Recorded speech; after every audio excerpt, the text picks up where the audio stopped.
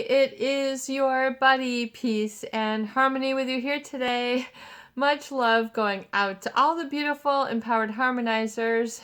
We are zooming in and focusing in on a great viewer question that is to go into a little bit more in depth in explaining narcissistic entitlement and really its effect on others. I think this is a great viewer question, really, because the effect on others is so profound, but it comes on and it really sneaks up on people. Usually it just sort of wears away at them like an emotional ivory or emery board, just sort of shearing away at you little by little until they grind you down or break you down or really sort of get you under their thumb, like the Rolling Stones song, in other words, they sort of get a leg up on you. And for some people, this can be thrilling, exciting, the thrill of the chase, the thrill of the hunt, and some people like this drama, or they like the ups and downs, they like the yo-yo. But, there's a certain time when your emotional yo-yo just kind of breaks. You just don't want to play these games. The hide and seek, the cats in the cradle, whatever games you're playing, it's like emotional flypaper. You're eventually going to find something that is sticking, and you're like, something is sticking that this is not right. And usually the entitlement is just sort of that, just sort of loftiness. I'm above you.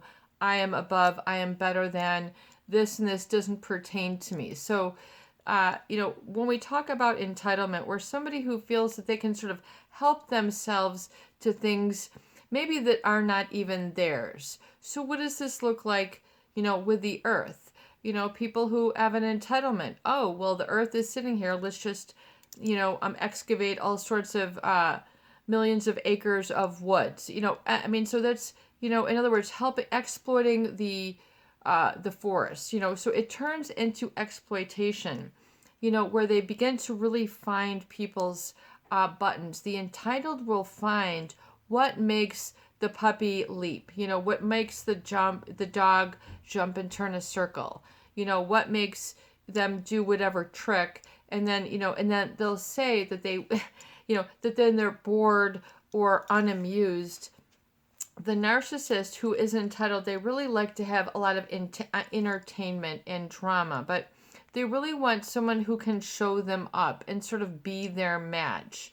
Everything else that doesn't have any bounce, any sparkle, any volume, they're just, they don't have the same, how can I say, just like a similar play. Usually there's a heart to the mind in the relationship. And so you might have been like the heart, or they might have been the mind, or it became that way. It doesn't mean that you didn't have a mind, but usually the entitled will very quickly find flaws with others. You didn't get up quick enough. You didn't speak up enough, or maybe, you're too loud.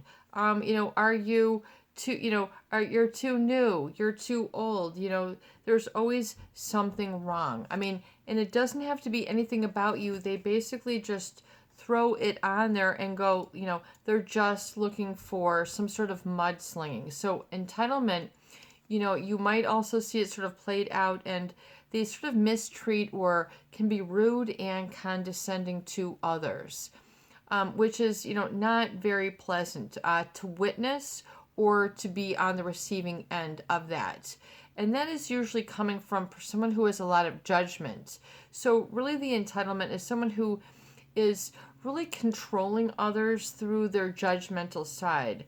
And what's very interesting in the defense mechanism, I feel, of a narcissist is that the entitlement, more than it being a reality, it's a defense mechanism. It's their coping mechanism to make them appear bigger than if, as if, or, more than if, or better than if. Do you know what I'm saying? And they want to be the peacock, or in many shades of gray, or what have you, which doesn't mean colorful or playful or fun. It's more like show off, fanfare, everybody just sort of gloat and bask in me, and that, and that is enough. So that's really supply. It's kind of like they will relegate others to groupies, if you will. People don't have a chance to be on par. But I feel that that's sort of oftentimes what can be a very hostile, aggressive pressure with which they seek to sort of push others around. These are going to be people who you might generally feel these people are pushy. These people are snobby. They're, they're just sort of cold, or they're rude. These are people who they just don't, want to get to the front of the line. They expect this and this and this and special treatment without having specific, really accomplishments to back it up. I call that the big hat, no cattle. And so, they will really sort of blame this entitlement. They'll then act as if, your feather is waning, so to speak, or if you're wilting. I think the entitlement, everybody else just appears weak, wilty, stupid, easily, just really tools for their pleasure or satisfaction. Really what ends up becoming. And that's an awful feeling because it tends to objectify others. And people have a heartbeat, they have a sentience, they have a feeling, they have feelings, and this is apparent. So oftentimes you can't just allow this sort of treatment to occur. The problem is that oftentimes in the beginning, this might, appear to be like a very endearing quality for some people. Like, oh, they're so charming, or they're so pushy, or they're so this, and they just get their way, and they go, wow, I'm so impressed by this person, and then you start to find out, a little bit more. And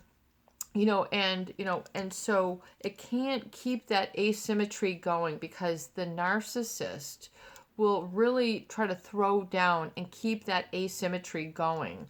And so if you don't, in their mind's eye or judgment wheel, like they're turning it in like a compass, if you aren't with certain qualifications that they are thinking of that they need, that you don't have a specific flair or a specific this, they might feel then, if they're upset, they might be acting very wanting about other people. Everybody else is falling short. Does this ring true? No one is good enough for them. And they are too good for others. So this can be a problem. Especially for people who then fall prey to the judgment that they are extolling, or, and then swallowing this sort of like a big pill, and then absorbing it, and then making this part of your subconscious that you are all those low things, and that they will always be. Do you see how limiting that can be, and constraining and restrictive for other people? Do you see how, other people then will feel boxed in, unheard, hurt, scolded, mocked, laughed upon, all these different things because of this, and it can become very abrasive. It can become very much like an emotional emery board. Well, it can really break people down, and they really sort of want to do that. It's the entitled, you listen to me good, you listen to me good, you are, and then followed by negative, like they're just trying to get the negative in even deeper, like by command. These are your entitled then who are helping themselves to other people's, self-esteem. This is when it gets very painful, when they help themselves to other people's self-esteem.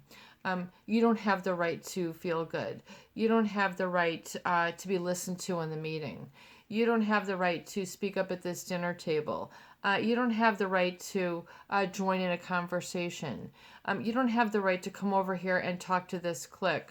We have a clique here. I mean, this can be your family. This can be your immediate family, workplace, community, wherever it is, you'll get this sort of, you know, just stay away from me. Oh, but let me, use you for this. It's like oftentimes it's, all the people who have oftentimes got them there that are deflected upon.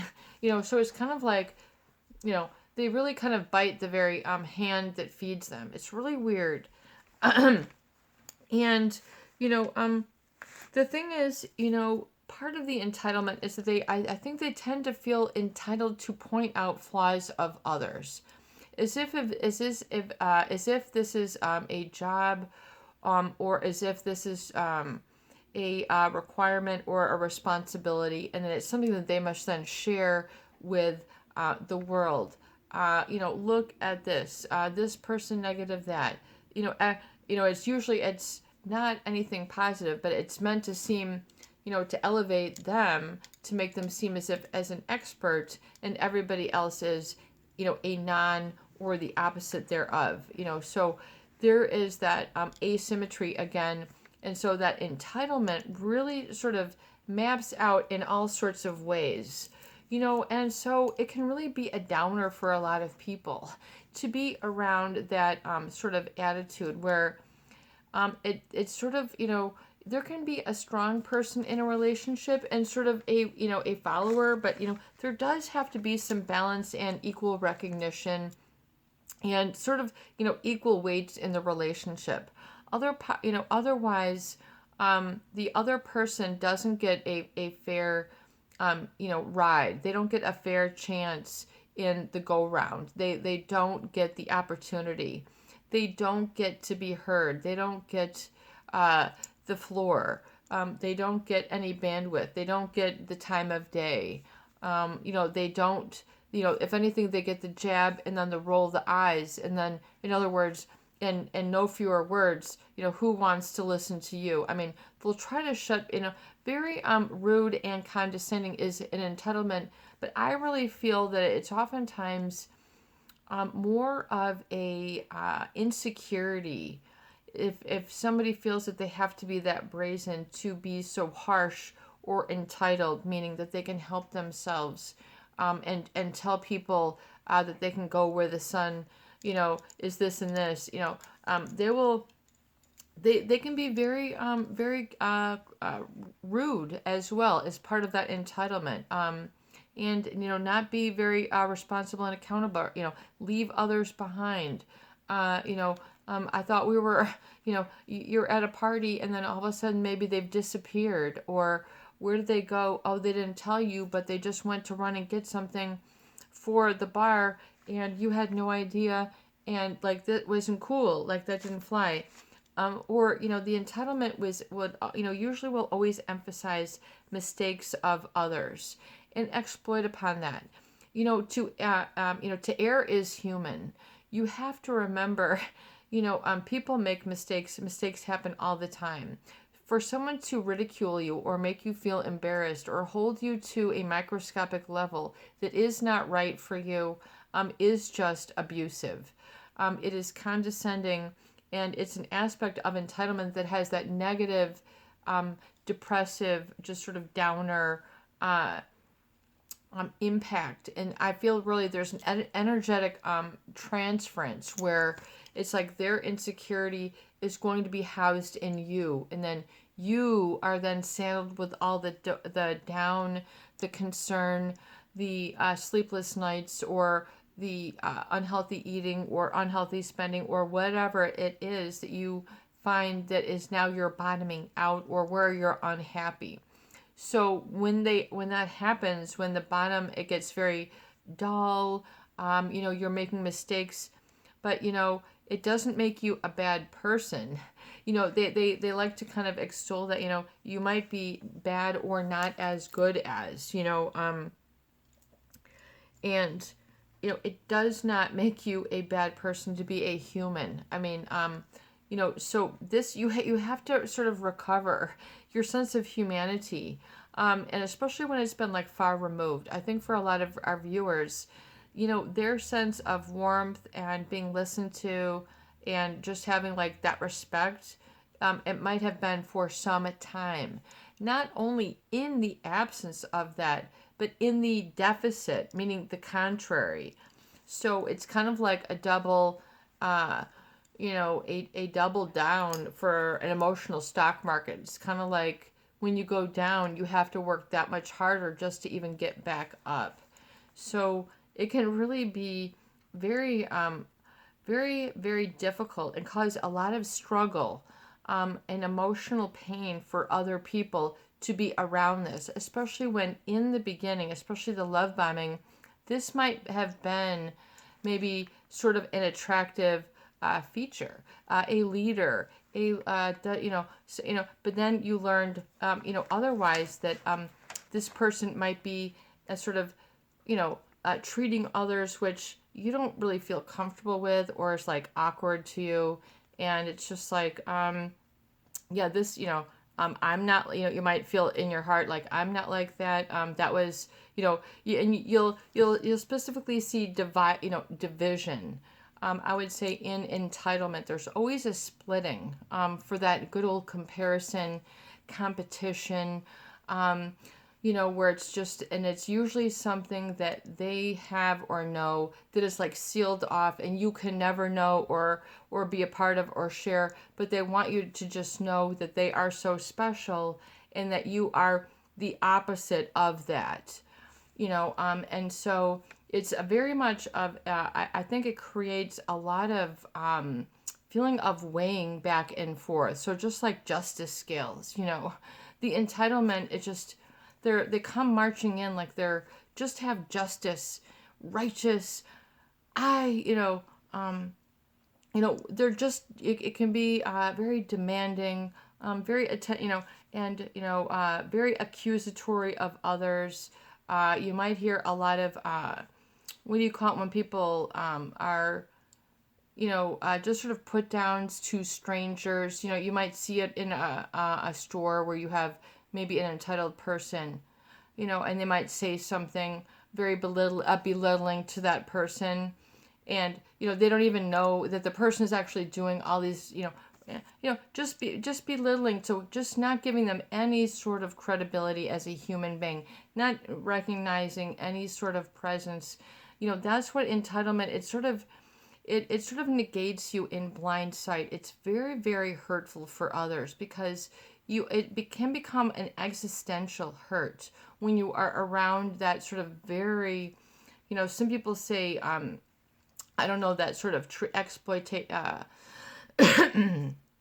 entitled treatment, but it can really almost sort of dissipate people's happiness, wear them down.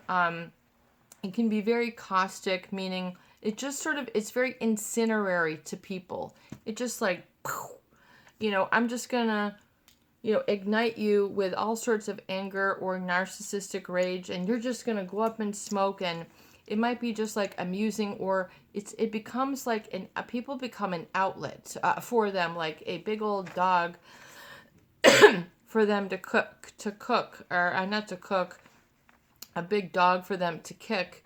And then some people might say, I don't know who you think I am, but you obviously don't know me. And I am not, a pooch that you can go around and kick. Like, it's just not who I am. Like, and they don't really see you for that. And so for a lot of people who aren't recognized, I think for that existential, meaning just like who they are as a person, is very hurtful because it causes them to feel very ineffective as a person. Like, and usually these people are very empathetic, so they're very courteous, non-confrontational, don't want to make a big deal, want everybody to be happy. Most empaths, if I can make you happy, they're jumping for joy, they're doing whatever. But if, that person's unhappy, the backsliding just continues to go downhill very, very rapidly. So, I would say look on the effects that are created from this, and realize it's something that can really be very incendiary to people, very hurtful, and